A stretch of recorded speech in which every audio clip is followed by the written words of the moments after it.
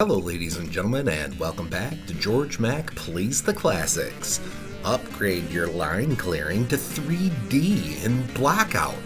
Have you mastered Tetris? Are you ready to force your mind to bend in weird and wild ways? If this sounds like you, then maybe you're ready to give Blockout a try. This is what I'd expect 3D Tetris to be. Instead of filling up a 10 brick wide pit, you now have to take into account the length of the pit as well. The size of the pit can be altered in the options menu, but the default setting is 5x5x12 with the flat block set. You can play on a pit as small as 3x3x3 and as big as 7x7x12. There are 3 different block sets to choose from.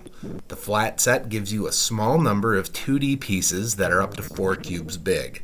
The basic set adds in some 3D pieces, still up to 4 cubes big. The extended set has 41 different blocks and can have up to 5 cubes. Now, being in 3 dimensions, there are 3 ways to rotate your blocks.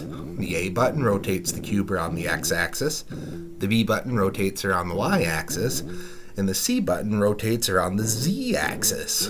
In practice, rotating around the z-axis is used the most with the flat blocks, but once you get into the other sets, you'll be rotating every which way you can. As you place blocks, the goal is to fully fill a layer of the pit. Doing that will clear the blocks and move the higher layer down. What becomes really tricky is when you accidentally leave a hole. It's possible to maneuver your next block in a way to fill the hole, but your view is obstructed, and this is easier said than done. I had an issue with thinking I was in the correct spot, but then after pressing start to drop the block, I'd find I was one off. I tried each block set, and while the flat blocks were calming to work with, the extended set was not.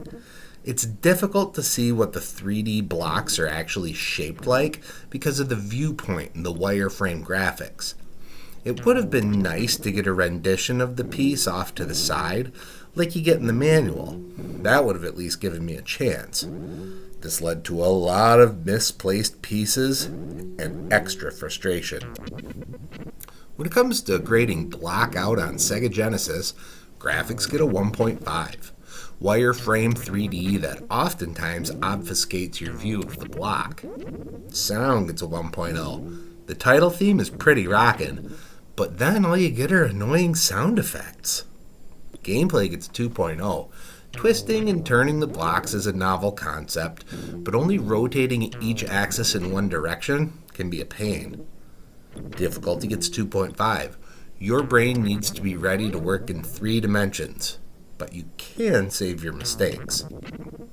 Fun factor gets a 1.5. I didn't really enjoy myself per se, but it wasn't awful. Overall, Blockout earns a 1.7 and gets a C-. This is not a worthy competitor to Tetris.